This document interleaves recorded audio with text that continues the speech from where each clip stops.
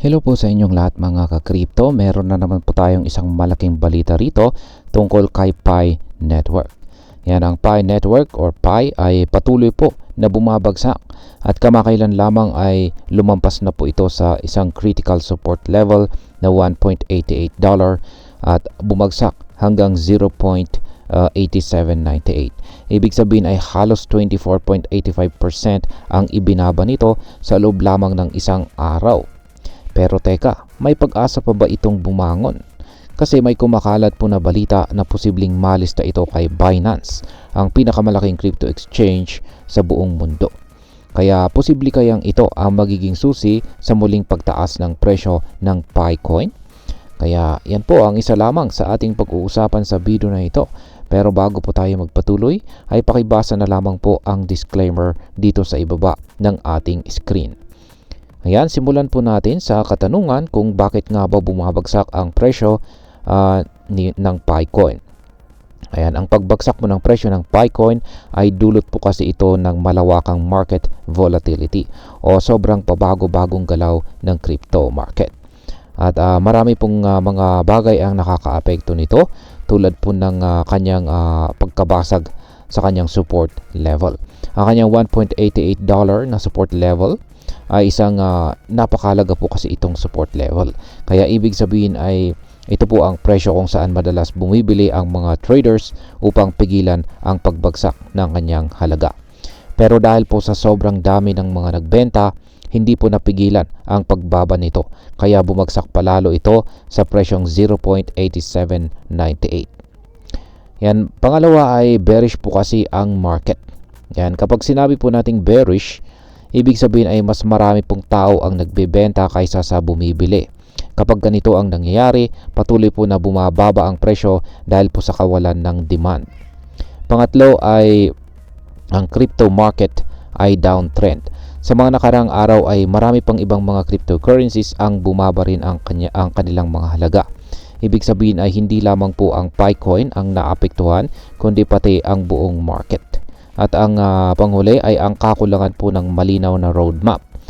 Ito po yung isang dahilan kung bakit bumagsak ang presyo ng Picoin, kasi wala kasi silang malinaw na development roadmap.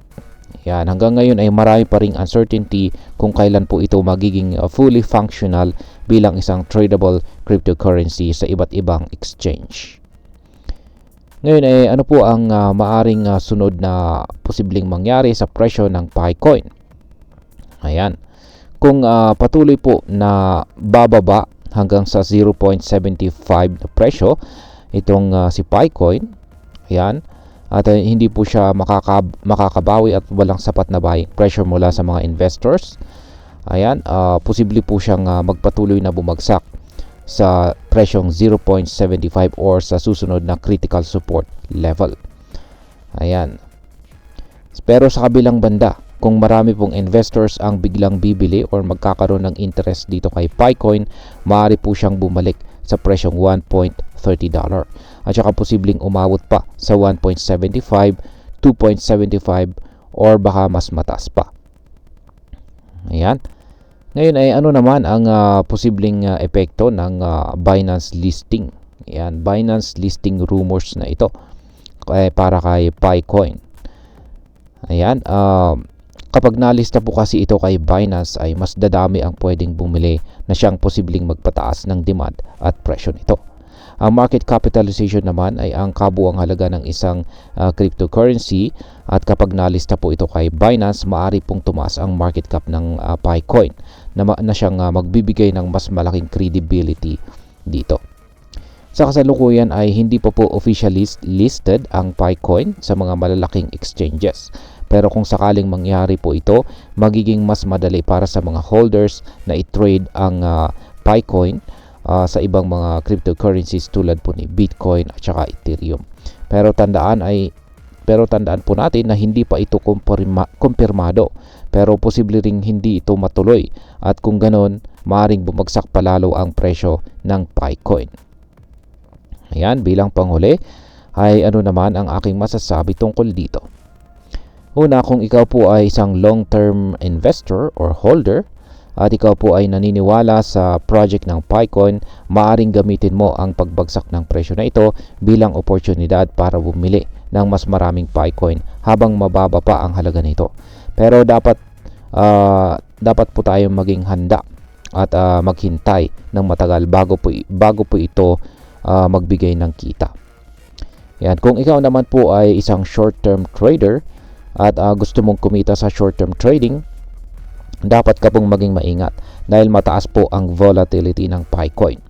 Ang pagpasok po sa maling timing ay maaari pong magdulot ng malaking pagkalugi. Ayan, at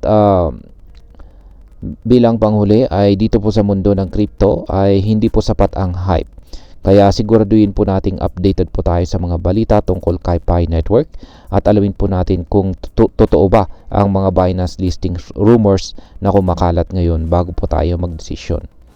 Sa kabuuan ay nasa delikadong position or kalagayan po ang Pi Network.